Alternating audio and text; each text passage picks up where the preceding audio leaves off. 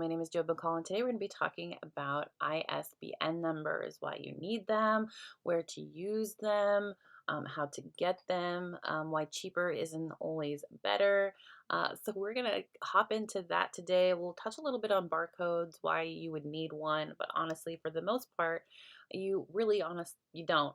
And then I'm going to teach you I'm going to just go through what you do when you get your barcode and how to set it up.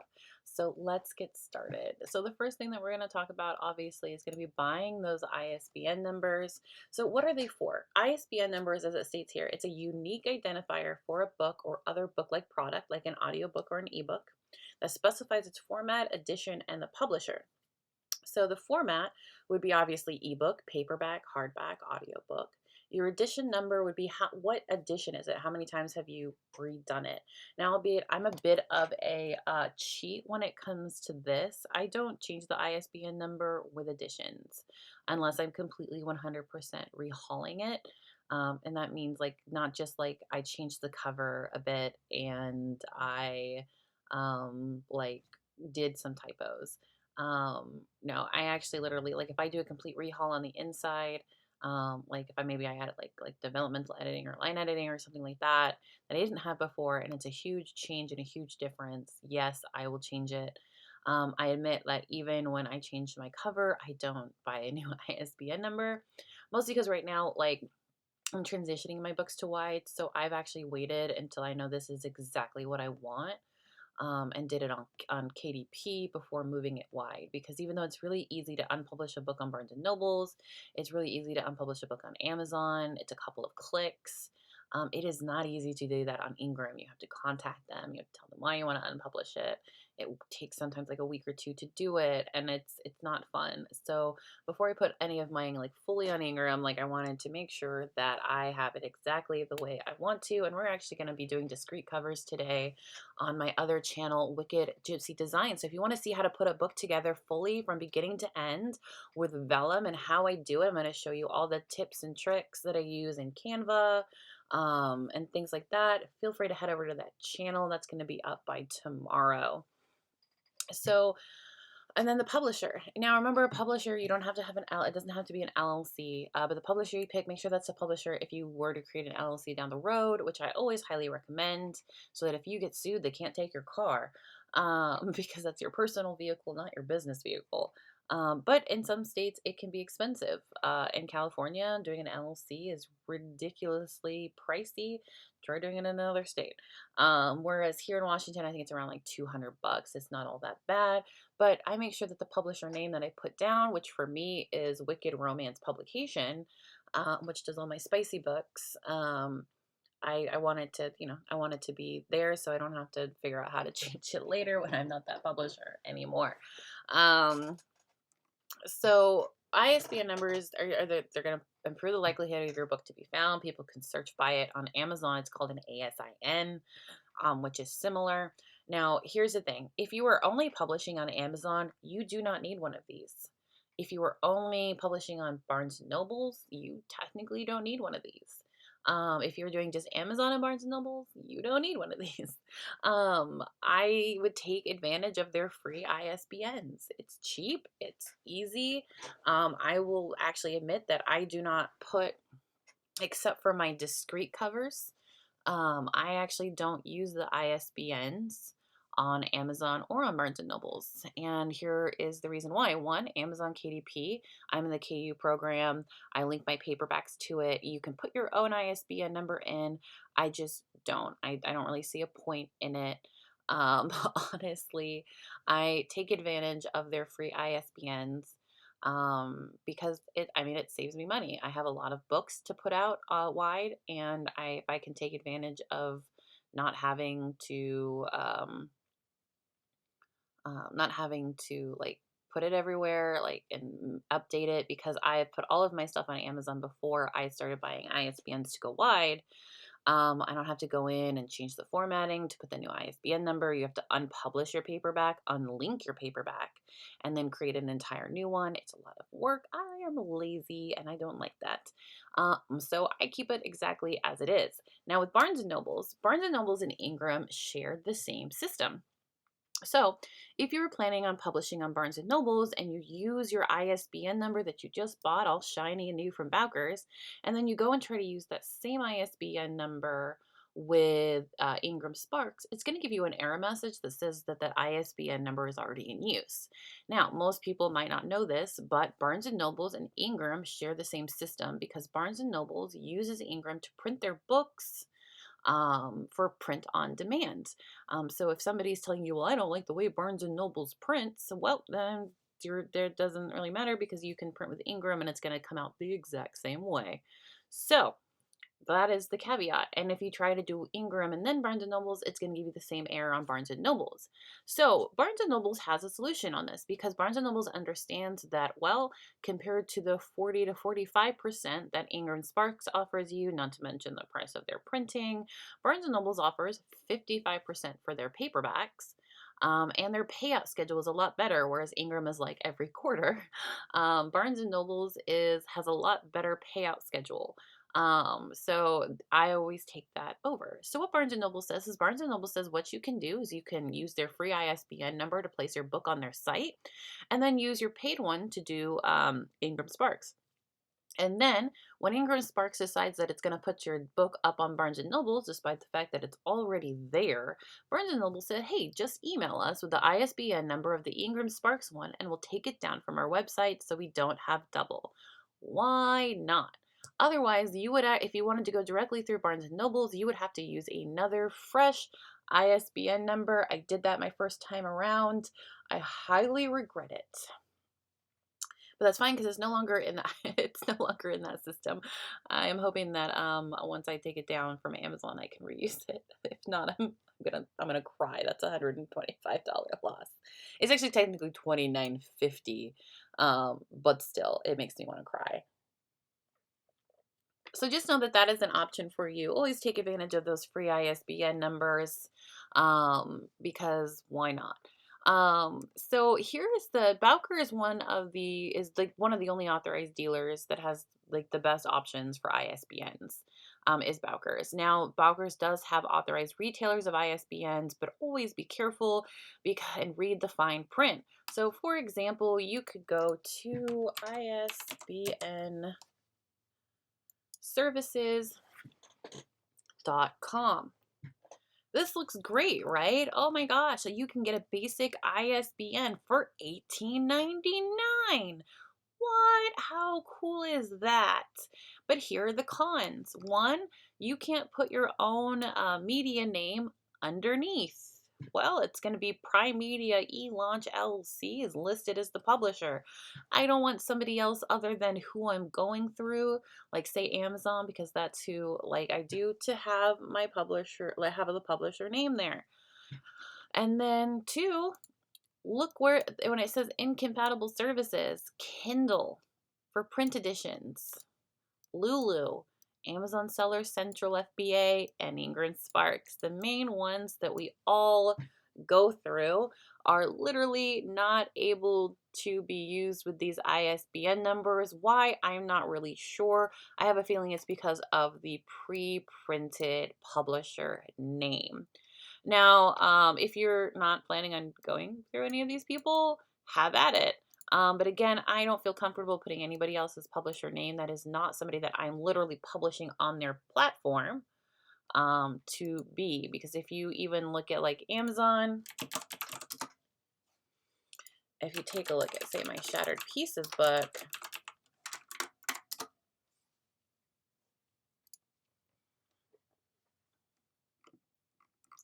and we scroll down, it doesn't list a publisher because I use their ISBN number. I would rather have that than have somebody I don't know's publisher name attached to any of that. And then if we take a look at the ebook,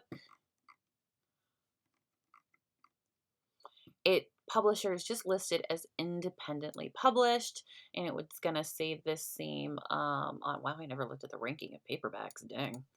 I didn't even know that number existed for paperbacks. So it's independently published and when it was published, because I used KDP's site. So I like that a whole lot better than having somebody else's name printed on it. I'd rather just have the publication date and not have, say, somebody else's media name published on it. So that works for me. I'm super excited about that. So I'm not using it.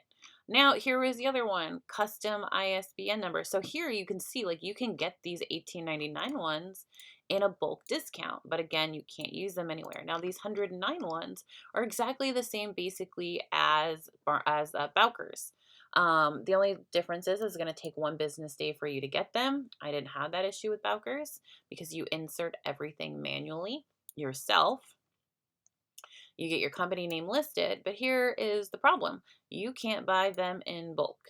So you're paying $109 for each of these per one, whereas you can just pay 100 or 295 for 10, making the ISBNs only $29.50 each. That is a way better deal, in my opinion, than paying $109 for each of these ones. So just be aware that not every person who's like, yeah, we sell ISBNs is going to work on where you want to publish them at. Always do your research because, yeah, it sucks. So here we have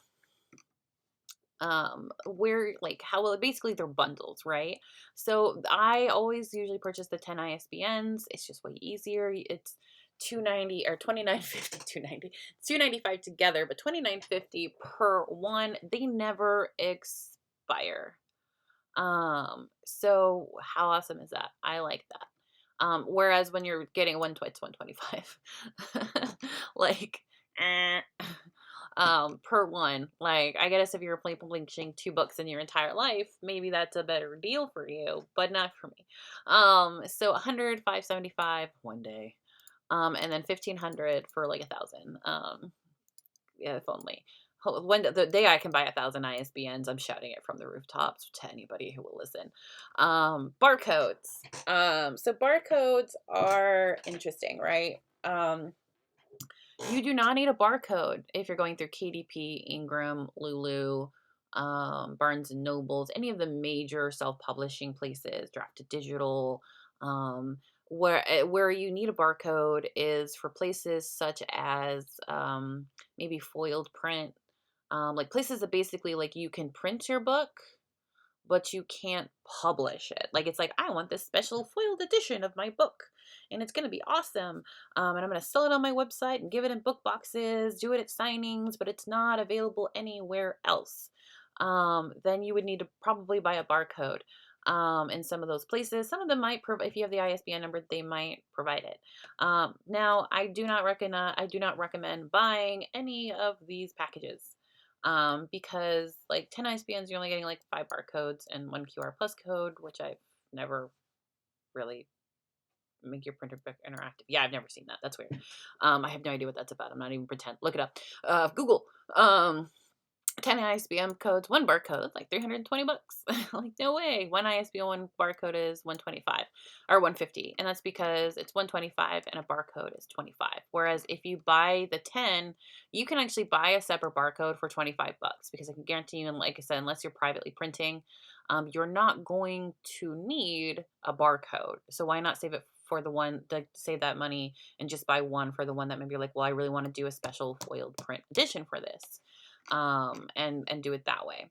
So once you buy your barcodes, we're going to come over to my account and it's going to take you to your ISBN dashboard. And as you can see, I have 1, 2, 3, 4. I have 5 ISBNs. I'm not even sure if this one is even attached anymore. You can actually, I learned, as long as it's not assigned at the moment, you can change the information within these barcodes. So I believe if we looked at Irish whiskey, I really gotta update that. Irish whiskey rules, which is right here. Why is it not down there? It's weird. Maybe it's because it's paperback. So I do believe that I use, nope, dang, that sucks. So I did use that one. So right at the moment, I cannot change that barcode because it is, yeah. because it is currently in use on Amazon. Once I unpublish it from Amazon, which I'm probably going to be doing soon, I don't have to worry about that. And I can just, I can change it and be like, woohoo, yay, I don't need it anymore.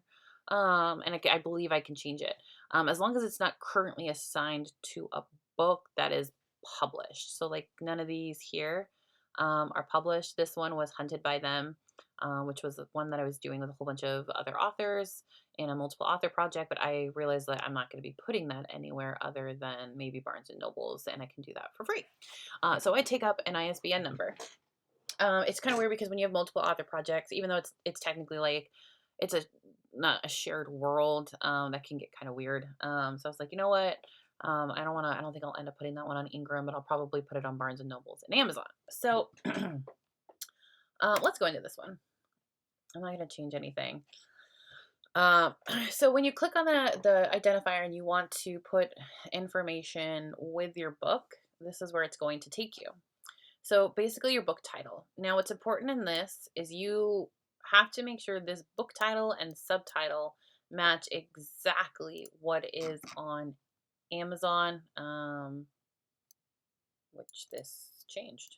Does not match what is on Amazon. I don't know how I got away with that. It's supposed to match what's on Amazon. But apparently, like, sometimes it depends. I had somebody who did an ISBN number and it was the wrong one. Like there was like one wrong digit.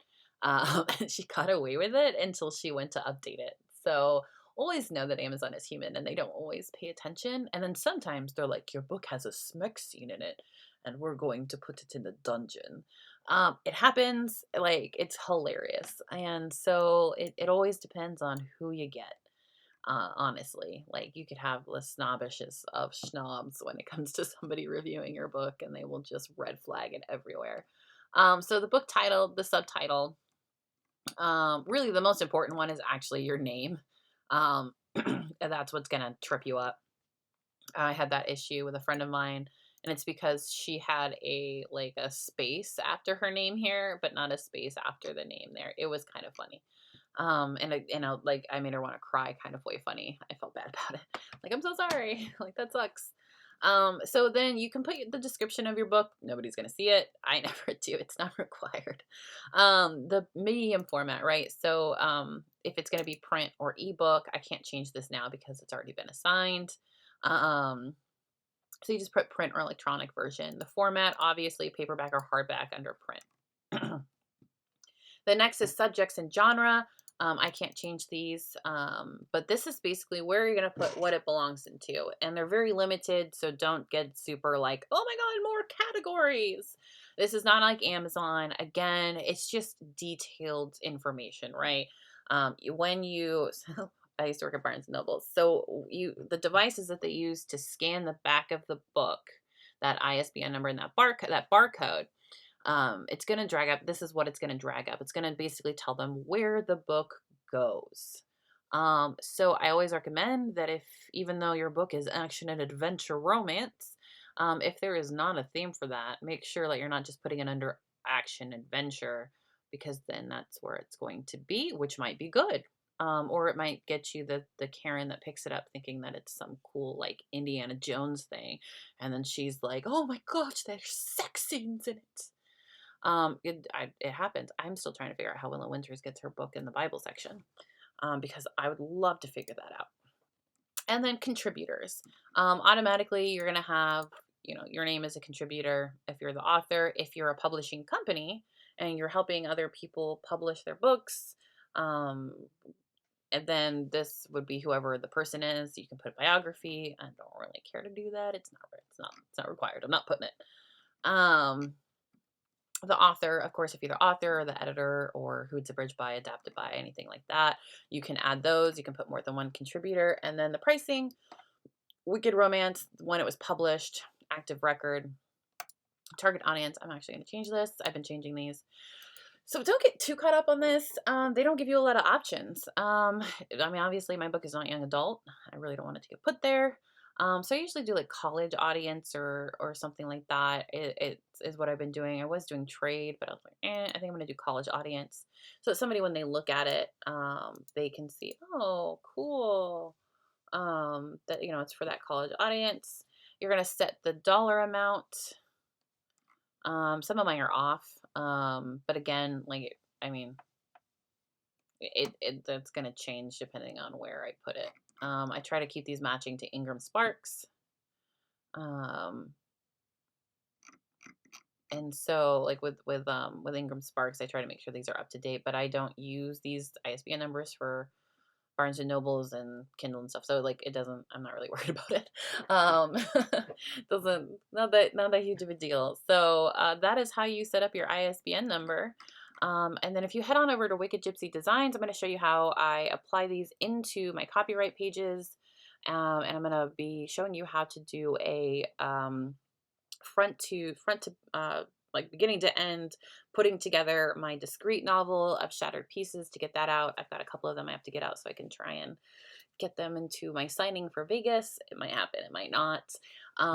So feel free to hop over there. And then if you don't want to know about that and you're not interested because somebody formats your books, then feel free tomorrow. I'm going to have a video up regarding getting it onto